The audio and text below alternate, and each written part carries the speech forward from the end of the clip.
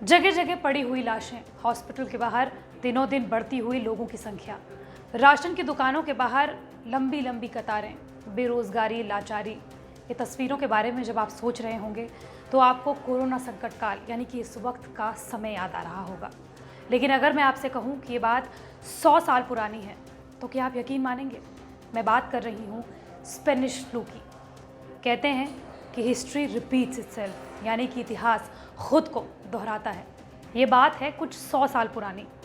1918 में पहला विश्व युद्ध बस खत्म ही हुआ था कि भारत समेत पूरी दुनिया में स्पेनिश फ्लू ने कोहराम मचा के रख दिया। नमस्कार, मैं हूं आपके साथ श्रेया बहुगुणा और आप देख रहे हैं न्यूज़ तक। कहते हैं कि पहले विश्व युद्ध में उतने लोग नहीं मरे थे जितने कि स्पेनिश फ्लू में मारे गए।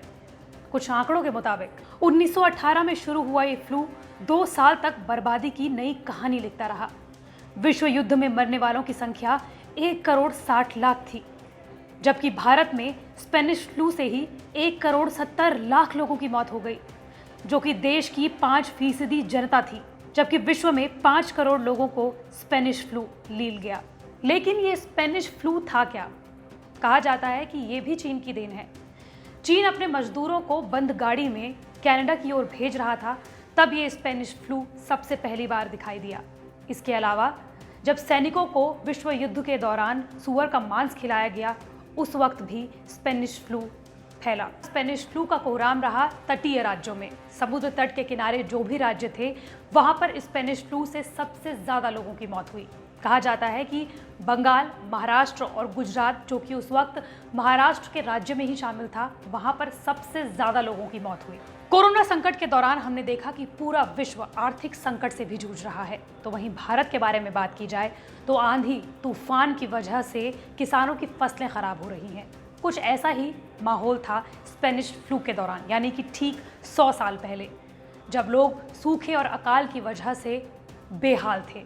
लोगों की रोग प्रतिरोधक क्षमता कम हो रही थी और लोगों को स्पेनिश फ्लू ज़्यादा जल्दी जकड़ रहा था। हर कोई देश वैक्सीन बनाने में जुटा हुआ है। हर देश ये दावा कर रहा है कि कुछ ही महीनों में वैक्सीन को बना लिया जाएगा। सितंबर अक्टूबर तक कुछ देशों का दावा है कि वैक्सीन बना ली जाएगी। लेकिन क्या आप जानते हैं, 1918 में जब स्पेनिश फ्लू आया था तो उस वक्त लोगों के पास एंटीबायोटिक तक नहीं थी।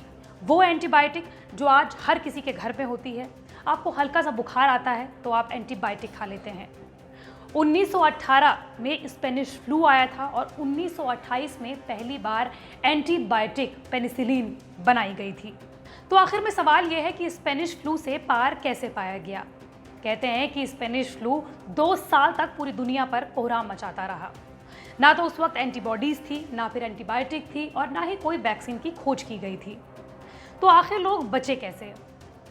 लोग बचे सोशल डिस्टेंसिंग से, लॉकडाउन से। उस वक्त भी चाहे मंदिर हो, मस्जिद हो, गिरजाघर हो, सारी चीज़ों को लंबे समय तक बंद कर दिया गया। वो स्थान जहां पर लोग इकट्ठा होते थे, उन सभी को लगभग 1 से 1.5 साल तक बंद रखा गया। रामकृष्ण मिशन और सोशल सर्विस लीग जनता को जागरूक करने के मिशन में लग गए। तमाम विषम परिस्थितियों के बावजूद भी हम इससे लड़े भी और हमने इससे पार भी पा लिया।